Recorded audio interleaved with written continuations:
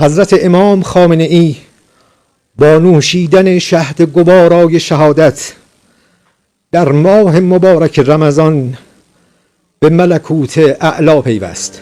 Israel ও যুক্তরাষ্ট্রের যৌথ হামলায় নিহত হয়েছেন ইরানের সর্বোচ্চ নেতা আয়াতুল্লাহ আলী খামেনি। এই ঘটনার পর দেশ জুড়ে ৪০ দিনের রাষ্ট্রীয় শোক ঘোষণা করেছে ইরান। প্রথম দিকে সরকারিভাবে খামেনির মৃত্যুর তথ্য অস্বীকার করলেও ১ মার্চ সকালে আনুষ্ঠানিকভাবে তার নিহত হওয়ার বিষয়টি স্বীকার করে তেহরান।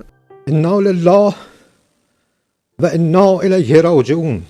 গত ২৮ ফেব্রুয়ারি সকালে খামেনির প্রাসাদকে লক্ষ্য করে হামলা চালানো হয়। ইসরায়েলি এবং মার্কিন বাহিনীর এই অভিযানের কয়েক ঘণ্টা পর রাতে ইসরায়েলের প্রধানমন্ত্রী বেনিয়ামিন নেতানিয়াহু প্রথমে খামেনির মৃত্যুর দাবি জানান। পরবর্তীতে মার্কিন প্রেসিডেন্ট ডোনাল্ড ট্রাম্প একই তথ্য নিশ্চিত করেন।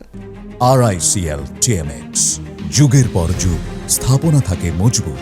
ইরানের শিয়াপন্থী ইসলামী প্রজাতন্ত্রের সর্বোচ্চ নেতা হিসেবে খামেনির প্রভাব ছিল সামরিক, বিচার বিভাগ এবং গোয়েন্দা সংস্থা সহ রাষ্ট্রের সকল খাতে। কৌশলগত সিদ্ধান্ত থেকে পররাষ্ট্রনীতি সব ক্ষেত্রেই তার নির্দেশনায় ছিল চূড়ান্ত। দীর্ঘদিন ধরে দেশটির ক্ষমতার কেন্দ্রবিন্দুতে ছিলেন খামেনি।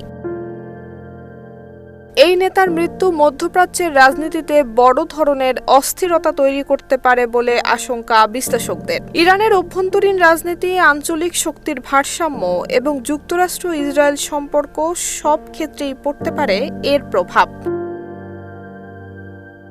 নুসরাত জাহান মেহেক, ঢাকা পোস্ট।